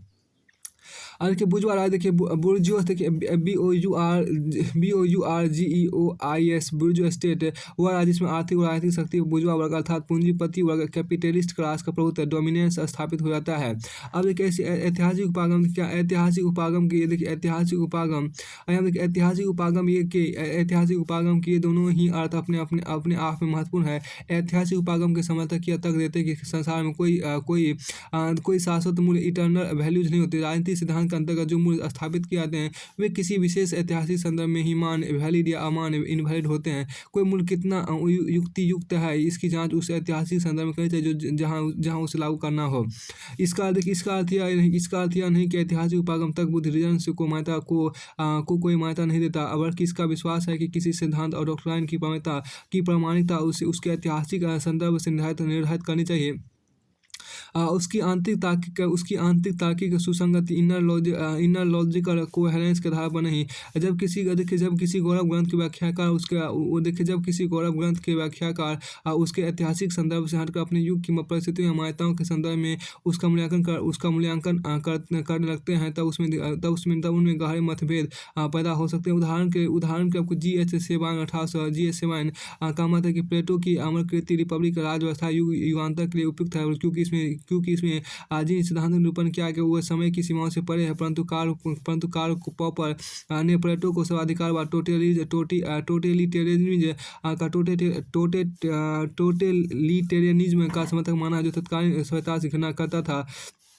उसके विस्तार को रोकने और उसे ध्वस्त करने के लिए उसने प्रचार प्रोपेगेंडा का सहारा लिया और इसमें उसने विशेष निपुणता का परिचय दिया है। अब यहाँ पर कार्ल पॉपर का जीवन का 1902 से 1994 ईस्वी तक रहा और आपको GH सेवाइन का जीवन का 1880 से 1961 ईस्वी तक रहा। अभी के सर्वाधिकारवाद जिसको अंग्रेजी में बोलते हैं सर्वाधिकारवाद अंग्रेजी में बोलते टोटेलियनिज्म बोलते हैं टोटेलियनिज्म बोलते हैं ऐसी व्यवस्था जिसमें राज्य अपने नागरिकों के जीवन के सभी पक्षों को निर्देशित और नियंत्रित करता है। इसमें साधारणतः सामाजिक जीवन के किसी लक्ष्य को अनिवार्य इनवाइटेबल मानकर समाज के सारे संसाधन उस लक्ष्य की सिद्धि में लगा दिए जाते हैं।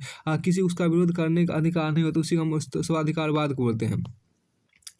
फिर आपको आगे देखिए क्या परसा के देखिए यहाँ पर क्या कि परसा के फ्रेडरिक महान 1786 ईस्वी तक परसा के फ्रेडरिक महान ने मैकियावेली को दैत्य मॉन्स्टर की संज्ञा दी और मैक्स लर्नर यह मत प्रकट किया कि मैकियावेली का दार्शनिक आधार बहुत कमजोर है।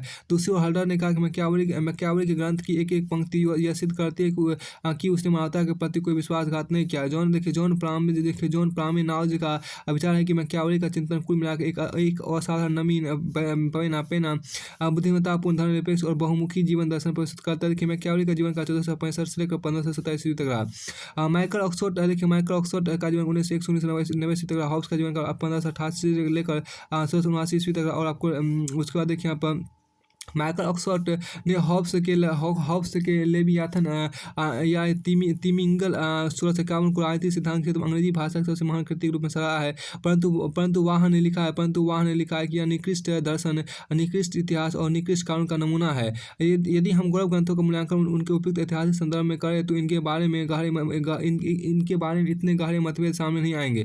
हम यह पाएंगे कि प्लेटो का दर्शन तत्कालिक राजनीतिक अवसरवादी स्वार्थपरायण और जन विरोधी चरित्र पर तीखा प्रहार था। वह किसी भी युग में किसी देश में इस तरह देखिए आप वह किसी भी युग में किसी भी देश में इस तरह के राजनीतियों का पर्दाफाश करने को उपयुक्त होगा। मैकियावेली का दर्शन अनैतिकता का समर्थन नहीं करता, बल्कि वह यह संकेत देता है कि जिस देश के अपने लोग अत्यंत स्वार्थ लालची और धूर्त हो और बाहर से कई दुश्मन उस पर आंख गड़ाए बैठे हो, वहाँ राष्ट्रीय शक्ति को दृढ़ करने के लिए क्या क्या उपाय करने होंगे। इसी तरह हॉब्स का दर्शन भी भय और असुरक्षा से ग्रस्त देश में जनसाधारण की सहमति से राष्ट्रीय शक्ति को संगठित करने की राह दिखाता है। हॉब्स का देखिए हॉब्स का सरोकार कानून और व्यवस्था, हॉब्स का सरोकार कानून और व्यवस्थापक राज्य लॉ एंड ऑर्डर स्टेट से है। सेवाधर्मी राज्य सर्विस स्टेट या कल्याणकारी राज्य वेलफेयर स्टेट की स्थापना के लिए उससे मार्गदर्शन प्राप्त करने का प्रयत्न निरर्थक होगा।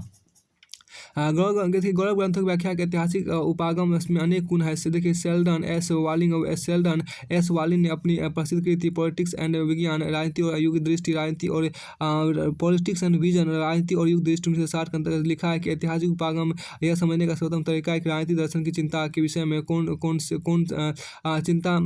राजनीति दर्शन की चिंता के विषय में कौन से थे और एक बौद्धिक उपगम और एक बौद्धिक उद्यम के रूप में उसका चरित्र क्या था। हमारे अपने समय के धर्म संकट को व्यक्त करने में ऐतिहासिक परिप्रेक्ष्य में जितना प्रभावशाली सिद्ध होता है उतना प्रभावशाली अन्य कोई परिप्रेक्ष्य नहीं चाहिए। चाहे राजनीतिक बुद्धिमत्ता का स्रोत ना भी हो तो कम से कम यह उसकी जरूरी शर्त अवश्य है। फिर भी ऐतिहासिक उपागम की अपनी सीमाएं हैं। यदि हम किसी विशेष गौरव ग्रंथ के आधार पर इतिहास का विश्लेषण करना चाहे तो अपने युग के संपूर्ण परिदृश्य की व्याख्या नहीं कर सकता। उसी ऐतिहासिक ज्ञान के भिन्न स्रोतों में से केवल एक स्रोत का मानना उपयुक्त होगा। देखिए डेविड ईस्टन ने ऐतिहासिक उपागम की आलोचना करते हुए तर्क दिया कि किसी विचार की उत्पत्ति के स्रोत का पता लगा लेने से निर्णय करने में कोई सहायता नहीं मिलती कि वो अपने आप में युक्त है या नहीं, वह भविष्य के लिए उपयुक्त होगा या नहीं। डेविड ईस्टन का जीवन का 1917 से लेकर 2014 ईस्वी तक डेविड ईस्टन। अब आपको पांचवा देखिए दार्शनिक उपागम के फिलोसफिकल अप्रोच। यहाँ देखिए दार्शनिक उपागम गौरव ग्रंथों के कथन के तार्किक आधार लॉजिकल बेसिस का विश्लेषण करता है। दूसरे शब्दों में इस उपागम के अंतर्गत हम यह निर्णय करते हैं कि प्रस्तुत गौरव ग्रंथ में जो सिद्धांत प्रस्तुत किए गए वे कितने तर्कसंगत, रैशनल, युक्तियुक्त, साउंड और प्रमाणिक वैलिड है। इसमें हम यह पता लगाते हैं कि किसी सिद्धांत को किस आधार पर मान्य, वैलिड या अमान्य, इनवैलिड कर ठहरा सकते हैं। प्रस्तुत संदर्भ में दो दृष्टिकोण विशेष रूप से महत्वपूर्ण अपराध के फल निरपेक्ष दृष्टिकोण जिसको बोलते हैं डिओन्टोलॉजिकल व्यू। देखिए इसके अंतर्गत यह मांग की जाती है कि प्रस्तुत लक्ष्य की सिद्धि के लिए अपेक्षित प्रक्रिया प्रोसीड्यूर युक्तियुक्त होनी चाहिए और उससे जुड़े नियमों का सही से पालन होना चाहिए। इसके बाद जो भी परिणाम कॉन्सिक्वेंस सामने आए उन्हें सही मानकर स्वीकार कर लिया जाता है। उदाहरण के लिए प्लेटो ने सब नागरिकों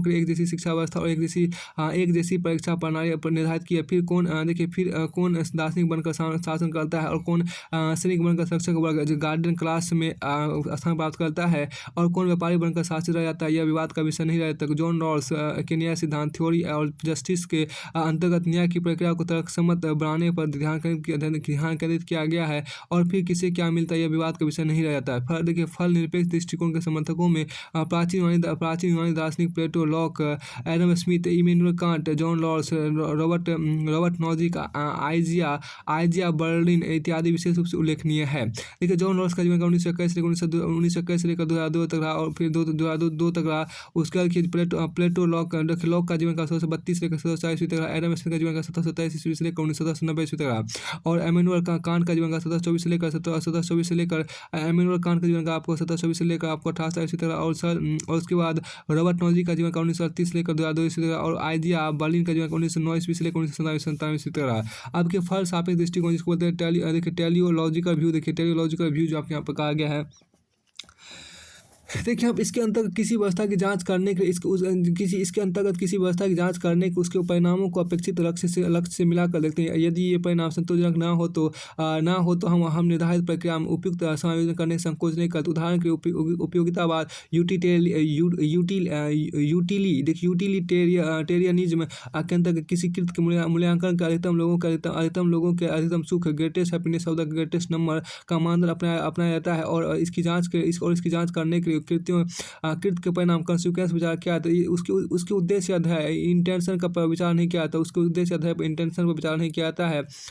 सीबी मैकफर्सन 1911 ईस्वी तक के लोकतंत्र सिद्धांत डेमोक्रेटिक थ्योरी के अंतर्गत विचार करते हैं कि प्रस्तुत व्यवस्था में आपको जनसाधारण को विशेषतः निर्धन वर्ग को सार्वजनिक निर्णयों में सार्वजनिक निर्णयों में अपने हित के अनुरूप परिवर्तन कराने की शक्ति पावर प्राप्त है या नहीं है। इसमें केवल उदार लोकतंत्र लिबरल डेमोक्रेसी की प्रक्रिया लागू करके संतोष नहीं कर लेते, बल्कि लोकतंत्र के उद्देश्य की सिद्धि के लिए उसकी प्रक्रिया लगातार संशोधन और समायोजन की गुंजाइश रखी जाती है कि फल सापेक्ष दृष्टिकोण के समर्थकों में प्राचीन यूनानी दार्शनिक अरस्तु, जर्मी बेंथम 1727 से लेकर 1832 तक, जी.एस. मिल आपको 1837 टी.एच. ग्रीन 1836 से लेकर 1882 तक और मार्क्स 1883 ईस्वी तक। आपके सी.बी. मैकफर्सन और महात्मा गांधी 1869 से 1919 ईस्वी तक। महात्मा गांधी के नाम विशेष रूप से उल्लेखनीय है। इन दोनों दृष्टिकोणों में से किसी एक को दूसरे से अधिक प्रामाणिक नहीं माना जा सकता। अतः किसी सिद्धांत के पक्ष या विपक्ष में निर्णय देते समय हमें वस्तुपरक, ऑब्जेक्टिव और निष्पक्ष इम्पार्शियल तर्क का सहारा लेना चाहिए। किसी विशेष दृष्टिकोण को सही, राइट या गलत, रॉन्ग मानकर नहीं चलना चाहिए। फिर आपको आगे हम देखिए क्या कि इसमें आपको है छठा, देखिए आपको संश्लेषणात्मक उपागम। देखिए संश्लेषणात्मक उपागम सिंथेटिक अप्रोच की बात यहाँ पर की गई है।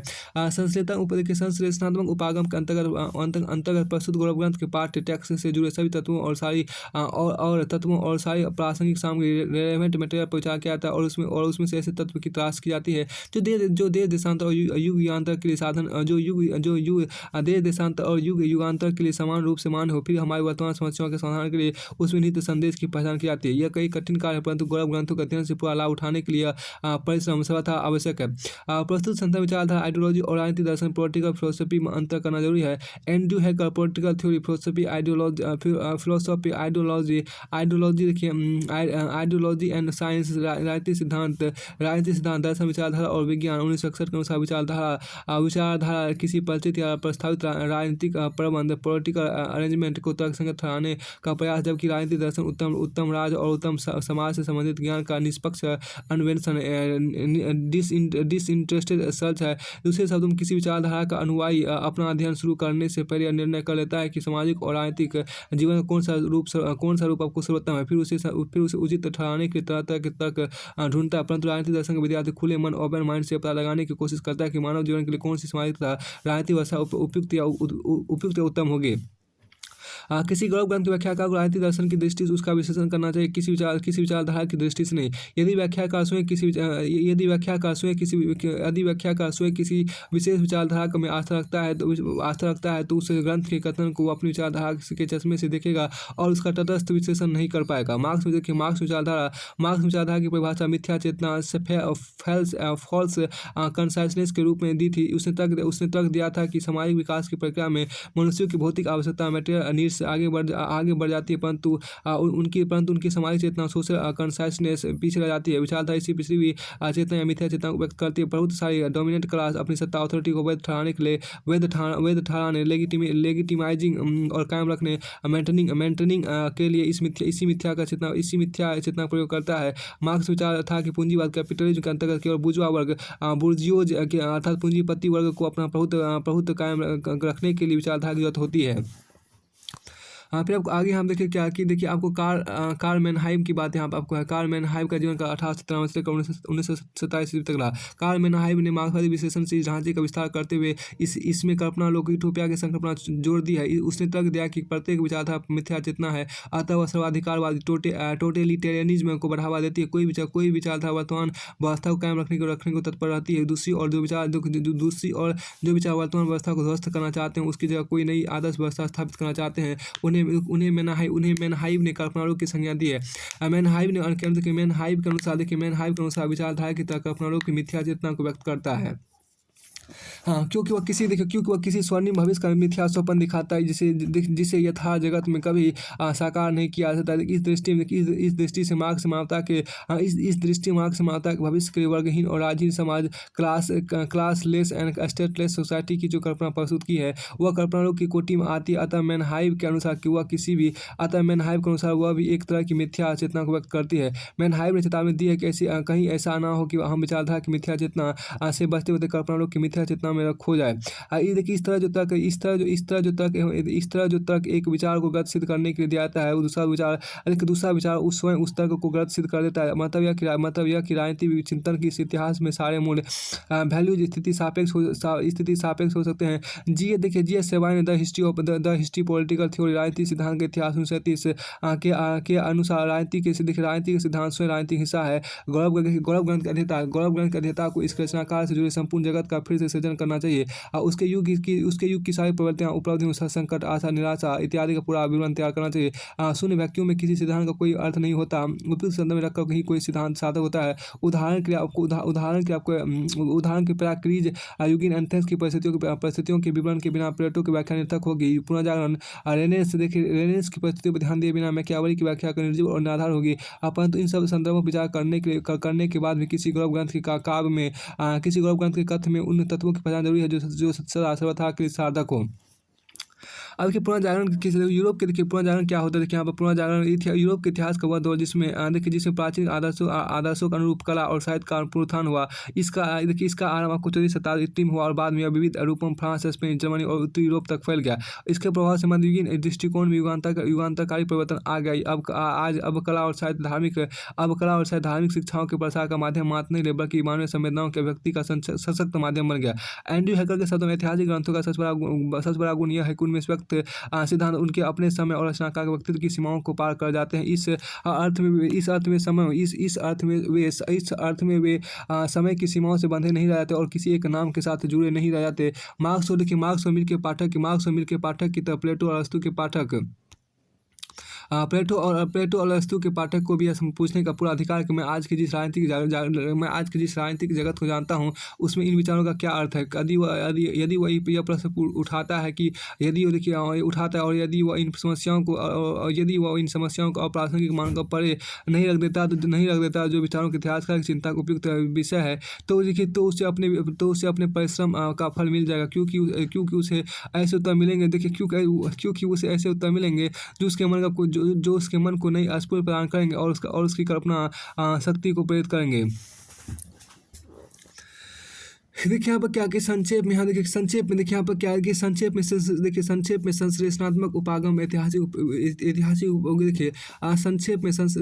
संश्लेषणात्मक उपागम ऐतिहासिक उपागम से इसलिए उन्नत है क्योंकि राजनीतिक सिद्धांतों को उनके सही से ऐतिहासिक संदर्भ में परखने के बाद इनमें छिपे हुए उन तत्वों की पहचान करता है जो राजनीतिक जीवन की चिरंतन समस्याएं, जो रचनाकार के देश का और व्यक्तित्व की सीमाओं से परे।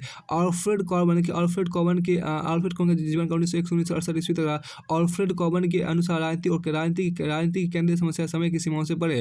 राजनीतिक समाज के लक्ष्य और उद्देश्य युगांतर की चर्चा का विषय है। अतीत के सिद्धांत कानून इन्हीं समस्याओं के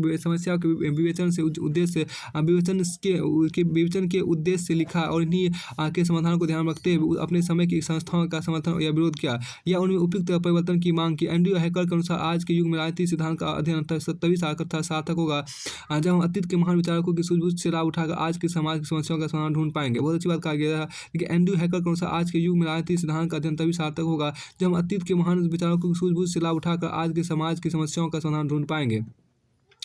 अब यहाँ पर जो खास बात कहा गया कि इस तरह गौरव ग्रंथ की व्याख्या का संश्लेषणात्मक उपागम अन्य सब उपागमों गुणों को समेट कर एक ही जगह केंद्रित कर देता है। इसलिए यही सबसे उपयुक्त है। अब यहाँ से आपको ये अध्याय चैप्टर पूरा फिनिश होता है। इस चैप्टर के बाद चौथा चैप्टर आपके यहाँ पर क्या कि प्राचीन यूनानी राजनीतिक चिंतन की समान विशेषता। प्राचीन यूनानी राजनीतिक चिंतन की समान विशेषता आपको जो है प्राचीन यूनानी राजनीतिक चिंतन की समान विशेषता जिसको बोलते हैं general characteristic of ancient Greek political thought. प्राचीन यूनानी राजनीतिक चिंतन की समान विशेषताएं general characteristic of ancient Greek political thought. इसमें देखिए यहाँ पर प्राचीन अध्याय 4 देखिए यहाँ पर प्राचीन यूनानी राजनीतिक चिंतन की समान विशेषताएं। देखिए पश्चिमी साहित्य, संस्कृति, कला विज्ञान, दर्शन और राजनीतिक चिंतन के मूल स्रोतों की तलाश के लिए हमें प्राचीन यूनानी चिंतन को मूल का देखना होगा। ज्योमेट्री का मूल प्रवर्तक यूक्लिड 3वीं शताब्दी ईस्वी पूर्व के यूनान में पैदा हुआ। ज्यामिति की तर्क प्रणाली से ही वैज्ञानिक चिंतन के विकास में बहुत सहायता मिली। फिर जो राजनीतिक प्रश्न आज भी मानव जाति की चिंता के विषय बने हुए हैं, और ऐसे अनेक प्रश्नों का उत्तर ढूंढने के लिए हमें सुकरात, प्लेटो और अरस्तु के महान युग की ओर लौटना पड़ेगा। देखिए, सुकरात का जीवन का 469 से लेकर 399 ईस्वी पूर्व रहा, और प्लेटो का जीवन का 427 से लेकर 327 ईस्वी पूर्व रहा, और अरस्तु का जीवन का 384 से लेकर 322 ईसा पूर्व रहा। उदाहरण का तक बुद्धि और सत्ता, रीजन एंड अथॉरिटी, न्याय, जस्टिस और विधि के शासन, रूल ऑफ लॉ की समस्याओं की जितनी गहरी छानबीन प्राचीन यूनानी चिंतन में की गई, उतनी और कहीं नहीं की गई। वस्तु संपूर्ण पश्चिमी राजनीतिक चिंतन की बुनियाद प्राचीन यूनानी पोलिस और अर्थात नगर राज, सिटी स्टेट की जीवन शैली में निहित है। राजनीतिक अंग्रेजी पॉलिटिक्स शब्द की उत्पत्ति भी इसी पोलिस से हुई। अब देखिए, पहला देखिए आपको फिर राजनीतिक संस्था देखिए, यूनानी राजनीतिक संस्थाएं, ग्रीक पॉलिटिकल इंस्टीट्यूशन देखिए। प्राचीन यूनानी जगत छोटे छोटे नगरों का समूह था, जो यूनान की घाटियों को उनके निकटवर्ती तट प्रदेश एवं द्वीप समूह तक फैले थे। अब वहाँ देखिए, वहाँ पर्वतों, घनों जंगलों और समुद्र ने भूमि को ऐसी अनेक घाटियों और द्वीपों में बांट रखा था, जिनकी रक्षा करना सरल था, परंतु समुद्री मार्ग से आपस में जुड़े हुए भी थे। इन नगरों का जीवन एक ही समाज व्यवस्था से जन्मा था। अतः इसकी सामाजिक और राजनीतिक संस्थाएं बहुत कुछ एक जैसी थी, परंतु राजनीतिक दृष्टि से भिन्न भिन्न नगर स्वाधीन थे। हालांकि कुछ नगरों ने अपने पड़ोसियों पर प्रभुत्व स्थापित करने के विचार से कुछ समय के लिए अपने संबंध अलायंसेज अवश्य बनाए थे। प्राचीन यूनानी महाकवि होमर के जमाने में अर्थात 700 ईस्वी पूर्व में कुछ पहले तक 700 ईस्वी पूर्व से कुछ पहले तक राजतंत्र किंगडम की संस्था इन नगर राज्यों राजनीतिक संगठन की मुख्य प्रणाली थी। फिर 700 ईस्वी पूर्व तक आते वहाँ अधिकांश नगरों में गुटबंध ओलिगार्कीज का नियंत्रण स्थापित हो गया। इन गुट तंत्रों में अपने अपने नगर की प्रमुख जातियों और जनजातियों के सरदार सम्मिलित थे। आगे चलकर इन गुट तंत्रों में आपसी झगड़े पैदा हो गए, और 500 ईस्वी तक आते 500 ईस्वी पूर्व तक आते उनकी जगह तानाशाह और टायरेंट्स की तुति बोलने लगी। शुरू में यह शासक जनसाधारण के हितैषी थे, परंतु बाद में वे अत्यंत भ्रष्ट और अत्याचारी बन गए। फिर अधिकांश नगरों में जनसाधारण ने अभिजात वर्ग के साथ मिलकर एक कर इन तानाशाहों की छुट्टी कर दी, और उनकी जगह अभिजात तंत्र अरिस्टोक्रेसी स्थापित कर दी। इसके बाद कई जगह अभिजात तंत्रों को हटाकर लोकतंत्र डेमोक्रेसी स्थापित किए गए। इन सारी उथल पुथल की पृष्ठभूमि 500 ईस्वी पूर्व के आसपास यूनानी राजनीतिक चिंतन को पनपने का अवसर मिला। देखिए, यहाँ पर आपको प्राचीन यूनान के नगर राज्यों में दो सबसे महत्वपूर्ण थे, स्पार्टा और एथेंस, जिनमें परस्पर प्रतिद्वंदिता चल रही थी। स्पार्टा के लोगों का सामाजिक जीवन कठोर अनुशासन बंधा था, और वहाँ सैन्य मूल्यों का प्रधानता थी। उन्होंने राजनीतिक चिंतन के क्षेत्र में कोई प्रत्यक्ष योगदान नहीं किया। स्पार्टा मैदानी इलाकों में बसा था, और वहाँ की अर्थव्यवस्था मुख्यतः कृषि पर आधारित थी। दूसरी ओर एथेंस समुद्र के किनारे बसा था, और उसकी अर्थव्यवस्था मुख्यतः व्यापार पर आधारित थी। एथेंस की आबादी वहाँ के नागरिकों सिटीजन्स के अलावा वहाँ रहने वाले अनदेशी रेसिडेंट एलियंस और दास स्लेव्स सम्मिलित थे। आबादी के 2/3 ज़्यादा लोग दास थे, जिन्हें कोई भी अधिकार प्राप्त नहीं थे। एथेंस में लोकतंत्र प्रचलित था, परंतु वहाँ राजनीतिक अधिकार पॉलिटिकल राइट्स केवल नागरिकों या स्वतंत्र जनों फ्रीमैन को ही प्राप्त थे। इनमें भी स्त्रियों को कोई अधिकार प्राप्त नहीं थे। यहाँ के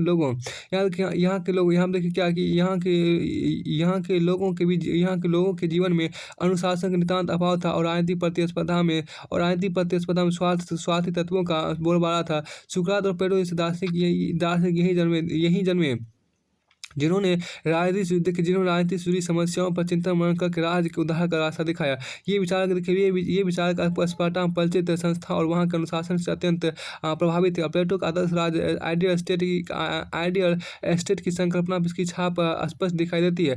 चिंतन के मुख्य विषय देखिए, फोकस ऑफ द थॉट देखिए। यूनानी लोगों की मुख्य अभिरुचि दर्शन शास्त्र फिलोसफी में थी। इसके अंतर्गत वे सृष्टि को नियंत्रित करने वाले नियमों का पता लगाना चाहते थे। एक पुरानी यूनानी दार्शनिक ने तो यहाँ तक कहा कि यदि उसे सृष्टि के कारणमूलक नियमों कॉजल लॉ का पता लगाने का अवसर मिले तो इसके बदले वो फारस का सम्राट बनने के प्रस्ताव को ठुकरा देगा।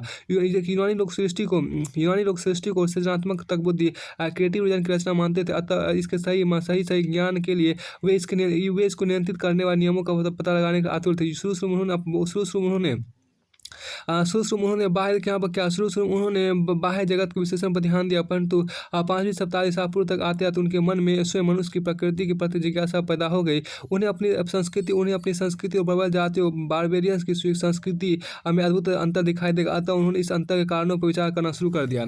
फिर आपको आगे देखिए यहाँ पर क्या देखिए, अपनी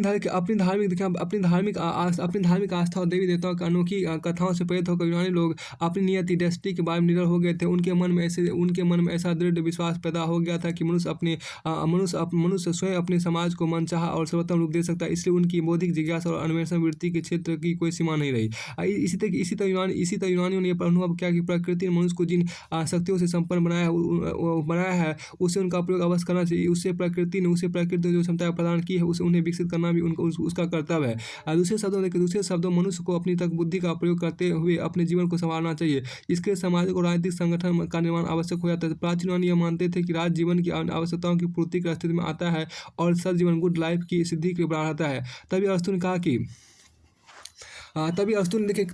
कहा कि मनुष्य स्वभाव से राजनीतिक प्राणी है। Man is by nature A political animal. जो मनुष्य राज के बगैर रह सकता हो वह या तो देवता हो गया या निरा पशु। अतः राज जो पर मनुष्य के पूर्ण विकास का अनिवार्य है स्वयं प्रकृति रचना है। इसका उचित स्थापित करने की किसी अन्य तर्क की आवश्यकता नहीं। किसी अन्य तर्क आवश्यकता राज एक सजीव प्राणी लिविंग ऑर्गेनिज्म के तुल्य है। भिन्न मनुष्य इस प्राणी के भिन्न अंगों ऑर्गेन्स के तुल्य है। अतः राज के हित और भिन्न मनुष्यों के हितों में कोई अंतर्विरोध संभव नहीं है। जहाँ तत्कालीन प्राच्य देशों मिस्र, बेबीलोनिया, असीरिया और फारस में कानून और राज की आज्ञाओं के पालन का अर्थ था एक बाह्य शक्ति का अधीनता स्वीकार करना। वहाँ यूनानियों की दृष्टि से इसका अभिप्राय था अपनी उच्चतर आत्मा हायर सेल्फ के प्रति समर्पण की भावना। चूंकि यूनानी चिंतन के अंतर्गत मनुष्य को राज का अभिन्न अंग माना था, इसलिए उससे राज की गतिविधियों में सक्रिय सहभागिता एक्टिव पार्टिसिपेशन की आशा की जाती है। देखिए मध्यकालीन यूनान में छोटे छोटे आत्मनगर राज्यों के वातावरण में ऐसा संभव भी था। वहाँ सारे नागरिक विशेषतः स्वतंत्र जन एक दूसरे से परिचित होते थे और वे समय पर एकत्र होकर अपने नगर के बारे में सार्वजनिक निर्णय कर सकते थे। इन परिस्थितियों में वहाँ प्रत्यक्ष लोकतंत्र डायरेक्ट डेमोक्रेसी के विचार को कार्य रूप देने का अवसर पैदा हो गया था। सद जीवन का अनिवार्य साधन के नाते राज वहाँ मनुष्य के संपूर्ण जीवन को भी नियमित करता था। अतः देखिए यहाँ पर अतः वहाँ यह सोचने की कोई गुंजाइश नहीं थी कि मनुष्य के कोई प्राकृतिक आधार नेचुरल राइट होते हैं जिनकी रक्षा के लिए राज का निर्माण किया गया है। ये देखिए यूनानियों की दृष्टि व्यक्ति और राज के उद्देश्य एकाकार थे। इसलिए निजी और सार्वजनिक मामलों प्राइवेट एंड पब्लिक अफेयर्स के बीच विभाजन रेखा खींचने की कोई गुंजाइश नहीं थी। दूसरे शब्दों में आपको देखिए यूनानी लोकतंत्र में जनसाधारण को सरकार के निर्माण का अधिकार देकर राजनीतिक अधिकार और पॉलिटिकल राइट्स के विचार को बढ़ावा दिया गया, परंतु उसने राज की सत्ता अथॉरिटी के विरुद्ध व्यक्ति के अधिकारों को कोई मान्यता नहीं दी। अतः उसमें नागरिक अधिकार और सिविल राइट्स के विचार की कोई गुंजाइश नहीं थी। प्राचीन यूनानियों के कानून लॉ चिर प्रचलित परंपरा पर आश्रित थे। अतः वहाँ यह विचार बिल्कुल नहीं पनप पाया कि कानून किसी इच्छा विल की अभिव्यक्ति है। यह वह राज्य के विधायी अंग लेजिस्लेटिव ऑर्गन की विचारणा डेलिब्रेशन का परिणाम। एथेंस में लोकतंत्र के पूर्ण उत्कर्ष के दिनों में भी किसी नए कानून के निर्माण की संभावना बहुत कम थी। आगे चलकर यूनान के लोग यह मानने लगे कि कानून स्वयं प्रकृति का अभिन्न अंग है। वह चिरंतन और निर्विकार है। तक बुद्धि की सहायता से उसका पता लगा सकते हैं, परंतु लोग अपनी इच्छा से उसे बदल नहीं सकते। राज्य का कार्य कानून का प्रयोग करना एप्लीकेशन है और उसका सृजन करना क्रिएशन है। इस तरह प्राचीन यूनानी चिंतन के अंतर्गत राज के न्याय के कृत जुडिशियल फंक्शन को ही मान्यता दी गई और विधायक कृत लेजिस्लेटिव फंक्शन को नहीं। अब देखिए सोफिस्टों की भूमिका रोल ऑफ सोफिस्ट देखिए यहाँ पर 5वीं शताब्दी ईसा पूर्व के दौरान एथेंस में लोकतंत्र का जो उत्कर्ष हुआ उससे विचार की स्वतंत्रता फ्रीडम ऑफ थॉट को बढ़ावा मिला। इसी दौर में पुराने भूस्वामी अभिजात वर्ग लैंड ऑनिंग और एरिस्टोक्रेसी और नए व्यापार कुशल संपन्न वर्ग के बीच राजनीतिक सत्ता की प्रतिद्वंदिता चल पड़ी। ऐसी हालात में लोकतंत्र पब्लिक ओपिनियन का समर्थन प्राप्त करने के लिए वाक चातुर्य या वाक पटुता के प्रयोग का रास्ता खुल गई। इस आवश्यकता की पूर्ति के लिए ऐसे वैतनिक शिक्षकों पेड टीचर्स का समूह अस्तित्व में आ गया जो धर्मान जो धर्मांध लोगों को राजनीतिक सफलता प्राप्त करने की शिक्षा देते थे और उन्हें यह सिखाते थे वाकपटुता और तर्क की कला के बल पर जनसाधारण के मन को कैसे जीत सकते हैं। इन लोगों को सोफिस्टो कुर्क अधिक कूट तर्कवाद या वित्त दंडावादी कहा जाता था। वस्तुतः सोफिस्ट का एक व्यवसाय प्रोफेशन था। यह कोई विचार संप्रदाय स्कूल ऑफ थॉट्स नहीं था। इन लोगों का काम करने का तरीका एक जैसा था, परंतु इनके विचार एक जैसे नहीं थे। इनमें सबसे प्रसिद्ध नाम आपको प्रोटागोरस, जॉर्जियास और आपको और प्रोडिकस। कुछ लोग सुकरात को भी सोफिस्टों की श्रेणी में रखते हैं, परंतु यह दृष्टिकोण सही नहीं है। सुकरात अपने शिष्यों से कोई शुल्क या वेतन नहीं लेता था। सुकरात का ध्येय सत्य का अन्वेषण करना था, जबकि सोफिस्ट लोग कुतर्क की सहायता से दूसरों को वश में करने की कला सिखाते थे। इनका दावा था कि ना तो कोई विश्वजनीन सत्य यूनिवर्सल ट्रूथ होता है और ना ही न्याय के लिए कोई अमूर्त सिद्धांत एब्स्ट्रैक्ट प्रिंसिपल ऑफ जस्टिस होते हैं। प्रोटागोरस का कहना था कि मनुष्य ही सब वस्तुओं का मानदंड है। A man is the measure of all things. यह विचार सोफिस्टों के समान दृष्टिकोण का प्रतिनिधित्व करता है। इसका मतलब यह था कि प्रत्येक व्यक्ति अपने अपने विश्वास के अनुसार यह निर्णय करने की योग्यता रखता है कि क्या सही और क्या नहीं। प्रत्येक व्यक्ति अपने अपने विश्वास के अनुसार यह निर्णय करने की योग्यता रखता है कि क्या सही है और क्या नहीं। अतः मनुष्य के व्यवहार के लिए शासन के संचालन के लिए शासन के संचालन के कोई निश्चित नियम निर्धारित नहीं किए जा सकते। ऐसे विचार रखकर सोफिस्टों ने प्रकृति तार्किक आधार रेशनलिटी ऑफ नेचर को चुनौती दी, जो यूनानी दर्शन और नीतिशास्त्र इथिक्स का मूल सिद्धांत था। सोफिस्टों अपने विचार अपने समकालीन यूनानी चिंतन से हटकर रखे। इनका कहना था कि मनुष्य स्वभाव से स्वार्थी होते हैं, उनकी शक्तियां बराबर नहीं होती। अतः राजनीतिक सत्ता दूसरों को विवश करने की शक्ति पर आश्रित है। राजनीति के अंतर्गत या तो बलशाली लोग मिलकर निर्बल लोगों के दमन की तरकीब करते हैं, या फिर निर्बल लोग बलशाली लोगों से अपनी रक्षा के लिए अपने संगठन बनाते हैं। इस तरह वे जिसकी लाठी उसकी भैंस माइट राइट वाले नियम में विश्वास करते थे। उनका विचार था कि मनुष्य सामाजिक प्राणी नहीं है और आज भी प्राकृतिक संस्थान है, बल्कि कृत्रिम संस्था आर्टिफिशियल इंस्टीट्यूशन है। इसका निर्माण स्वार्थ पूर्ति उद्देश्य से किया गया है। सोफिस्ट व्यक्तिवाद इंडिविजुअलिज्म के सर्वप्रथम शिक्षक थे और उन्होंने इस विचार को बढ़ावा दिया कि राज सामाजिक समझौते सोशल कॉन्ट्रैक्ट पर आधारित। उन्होंने कानून, लॉ और नैतिकता मोरालिटी में अंतर करते हुए तर्क दिया कि कानून मनुष्यों को तर्क बुद्धि के विरुद्ध चलने के लिए विवश करता है। व्यक्तिवाद इंडिविजुअलिज्म में हम देखिए वह सिद्धांत जिसके अनुसार व्यक्ति इंडिविजुअल अपने हित का सर्वोत्तम निर्णायक है वह और उसकी सिद्धि करते समय वह दूसरों के हित साधन में योग देता है। अतः राज्य या अन्य कोई भी संस्था व्यक्ति के लिए है, व्यक्ति स्वयं राज्य या अन्य किसी संस्था के लिए नहीं है।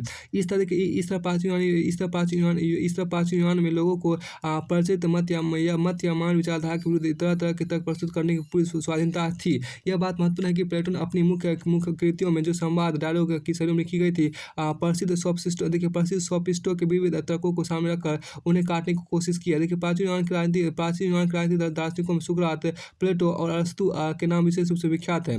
तो सुकरात का जीवन काल 469 से 399 ईस्वी पूर्व तक, प्लेटो का जीवन काल 427 से लेकर 347 ईस्वी पूर्व तक और अरस्तु का जीवन काल 384 से लेकर 322 ईस्वी पूर्व तक रहा। यहाँ देखिए चैप्टर पूरा से फिनिश होता है।